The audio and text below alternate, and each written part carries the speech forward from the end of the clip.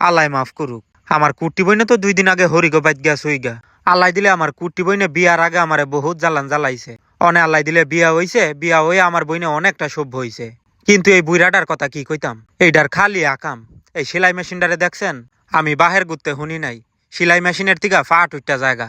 আর জেনদা সেলাই করব, হের স্ফিরিং স্ক্রুপ আর কিচ্ছু নাইগা। আবার ফিতাও ছিড়ালাইছে, এডি কামের মতন কাম করছে। আল্লাহ কত মুখ বুঝা থাউন যায় কন।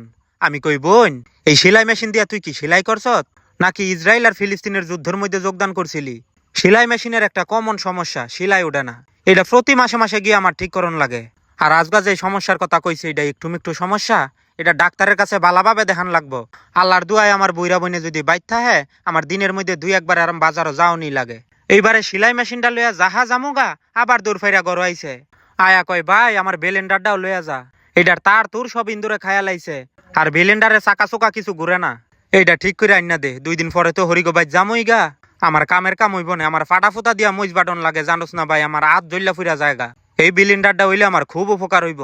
আমি কই বোন তোরা মানুষ, এই এত সুন্দর বিলিন্ডারে তোরা করছটা কি? এটা মনে হইতাছে মোগল আমলের জিনিস। আল্লাহ বিলিন্ডার আর সেলাই মেশিন লইয়া রওনা হইছি। আমি কই বোন তোর 16 কলা ফোন নইছে?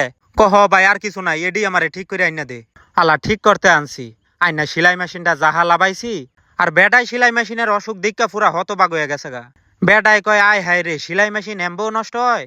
আমি বেডারে কই আর না এত কথা কইেন না, সেলাই মেশিনটা ঠিক করন যাইব নাকি হেইডা কোন। এইবারে সেলাই মেশিনটা বেডাই ঠিকঠাক কইরা রাখছে। আমরা বিকাল বেলা সেলাই মেশিন নিতে আইছি। আমার ফিসে ফিসে আবার কে আইছে দেখছেন? এই বুইরাটাই আবার লগে ধরছে। আমারে কয় ভাই বাজারও কিছু কসমেটিক কিনার আছে। আমি কই বোন, আমারে কোন ফাফের সাজা দিতাছ তুই কত? তুই যেমন কাজ করো সেটি মাইশের কাজ।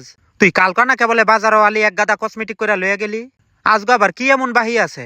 আল্লাহর কাছে খালি দোয়া করি, অগো খেদমত করতে করতেই যেন আল্লাহ আমারে লইয়া জায়গা।